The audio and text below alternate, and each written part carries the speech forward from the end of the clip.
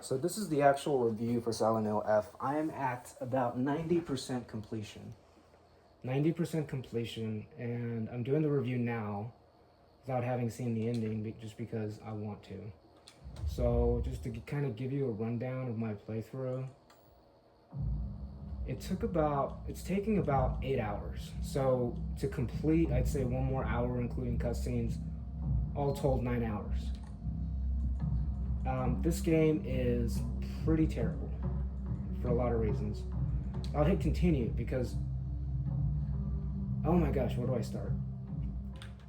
Let's start with the cool stuff. The cool stuff about this game is you learn a lot about Japanese culture, and it's not just Japanese culture of 2025, it's a period piece, so you learn about Japanese culture in the 1960s. Aside from that, there are some cool moments, some cool like set pieces, like, you know, our main character Hinako, essentially she turns into a furry basically. But just the yeah, I think this is going to be a short review. This game is really bad. This game is really bad. Now, it's got the same combat issues as Silent Hill 2 Remake, except it's all melee this time, and you have no guns, which I didn't take issue with at first, but it actually feels kind of boring. So secondly, they give you a stamina meter to manage, and even when you max that all out, there's a point where you run out of meter and there's a huge delay. There's like a 2-second delay, and then it fills your meter up really fast. But for those 2 seconds, you can get stun locked, get killed. Another issue that also has similar to Silent Hill 2 Remake, there's too much combat, too many spongy enemies to fight off, and it's all padding. So how did I get through this in under 10 hours? Right now I'm under 8 hours, and I have like an hour more to go.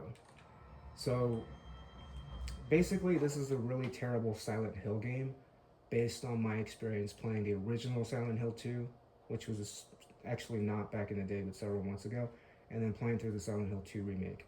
I think the Silent Hill 2 Remake is a much better game than this because it's actually about Silent Hill. I was expecting some like really crazy stuff from the story, like from the beginning, but it's basically, and I'll spoil it, it's basically about a girl, and there's nothing wrong with her. She didn't kill anybody. It's just her inner demons is basically society's expectations of her to fill her womanly role, and it's done in such a poor way. I don't know if the translations were off, but you know, she's basically a tomboy, and that's it. That's what's haunting her. She doesn't want to be a traditional girl who plays with dolls and then, you know, gets married. And first off, why is this even a thing? Like, was this really a thing? Like, she's what, 16, 17, 18 max. Was this really actually a thing in Japanese culture where you have such pressure placed on these teenagers? I find it hard to believe, but then again, I might be wrong. And that's it. Like, coming into the story, the first 2 hours, I mean, even through the middle, I was expecting a lot fleshier story. Like, I was expecting that she had a secret, that she killed like her best friend, or she killed her sister, or something like that. I don't think that's gonna be the ending. I've already spoiled myself. But it's not about that. It's just about her not wanting to fulfill the society traditional roles assigned to Japanese women in early 1960s rural village Japan. So this is a rural village, and that was the coolest part of the game, is just exploring the rural Japanese village and the game design and everything. It runs well, everything looks fine, but it's not a good Silent Hill game. Here's another example. So, you know, the Silent Hill 2 Remake, original Silent Hill, you got Blue Creek Apartments, you have the second apartment area, you have the asylum, the hospital, you have all these dungeons. And in this game, there's only like 2 dungeons, 2 of those types of dungeons. And the first one is the most reminiscent of Silent Hill.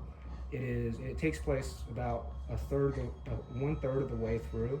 It takes place in a middle school that's haunted.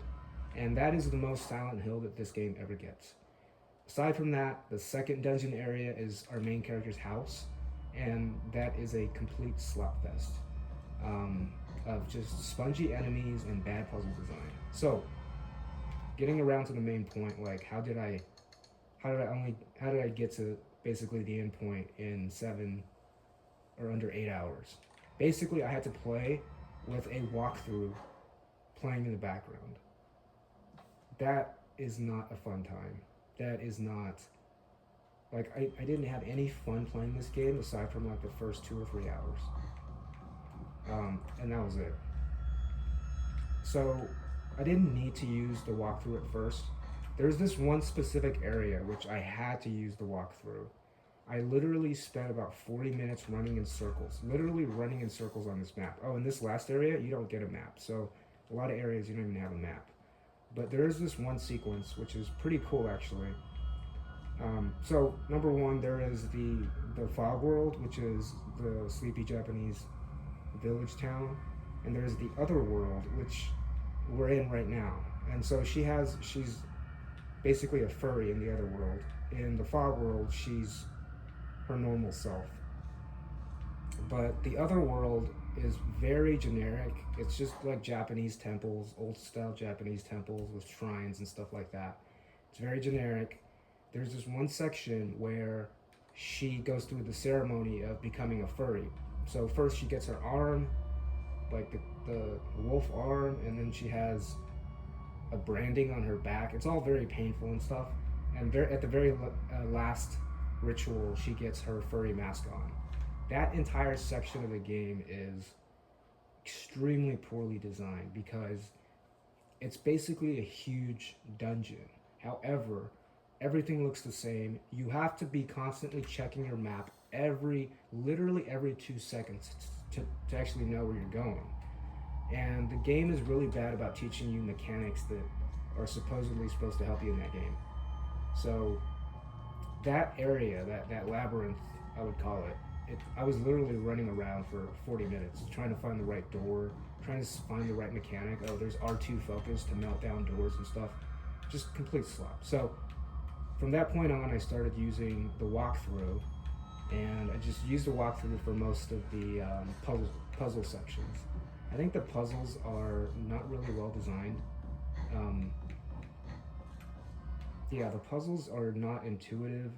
They're not really well designed.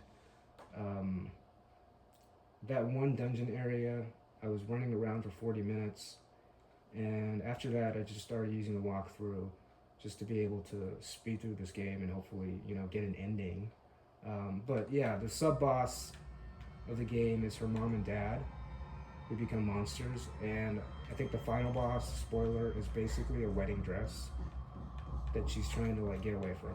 So this game is not really like Silent Hill. Like, she doesn't really have an issue that she has a very what do you call it? She has very minor issues. She doesn't have the issues that James does in Silent Hill 2, or that all of the characters in Silent Hill 2 have. They all have bad backgrounds, killing a parent or killing somebody basically. Basically, our main character, Hinako's secret is she just wants to be a tomboy. She just wants to be left alone.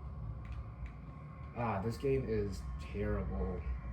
I cannot give it a rating because when you play 50% of the game by resort to a walkthrough and you're clicking pause and watching, that's not fun. That's just a waste of time. So basically that's when I realized I am not going to waste 30 hours on this game, because I could see a first playthrough being 20 hours, because that's the amount of time it'll take you to basically just not you're doing puzzles by trial and error. This game, it feels like you're not actually solving them. You're not actually using your brain most times. You're just doing trial and error. And so I can see how that pads out the playtime to 20 hours, but a $70 game, a 10-hour experience basically for a $70 game. That's basically it. This game is really bad. And the last thing I'll say about the mechanics is the inventory management is so ridiculously, what do you call it, broken in this game. It's so annoying because you can only carry like 10 items. At first, you can only carry like 7 or 8. And as soon as you meet your threshold, you have to start making decisions about dropping items or using them and to make room. So basically, what I mean by that is you're constantly finding yourself like going to this room, picking up something, going to the shrine, and using it to enshrine it because it actually gives you tokens, and you can use those tokens to draw like passive buffs. Omamori is what it's called, or you can pray for like buffs basically to stamina, sanity, and the whole sanity thing. I never even used it. It's just, yeah. So this game is terrible. I have to withdraw my first impressions. This game does feel nice in the first 2 hours, 2 or 3 hours, you know, right before you get to that section where she becomes like a furry. Because there is a lot of like teenage drama, but then there's also the implication of, oh, you know, there's this small love triangle going on between her best friend, and her other female friend. And I was thinking, oh, she might have done something with the female friend, like killed their family or something like that. But no, it's not like that. It's just about this girl not wanting to conform to society's expectations. And this game is getting a lot of hate for being political. I don't really care about the politics. I just think that's a terrible premise for a Silent Hill game. I mean, that's literally first world problems, man. Like she basically wants to be a tomboy and be left alone and not have to, you know, conform, which doesn't make sense to me anyway, because she's in high school, right? So she's what, 16, 17, 18. What's the rush of getting her married off? Like, is that actually a thing? Was that actually a thing? I don't know. But yeah, it's a terrible premise. So don't waste your money on this. I already paid my $70 on PS5 Pro, so I can't get my money back, and I played 8 hours basically. But yeah, like this section, when I turn this back on, I have to literally go to the timestamp of the video that I just put down, that I just watched on YouTube. I have to go to find the exact timestamp just so I can solve this. Look at this puzzle, man. It's got pieces here, pieces here, pieces here, pieces here. And it's basically trial and error. You don't solve this puzzle by being smart or anything. It just doesn't appear to me like that. So this, I mean, even compared to the Silent Hill 2 remake, which a lot of people dislike, and for me it kind of went lower in score after I played the original, I think the Silent Hill remake is absolutely amazing compared to this mainline entry.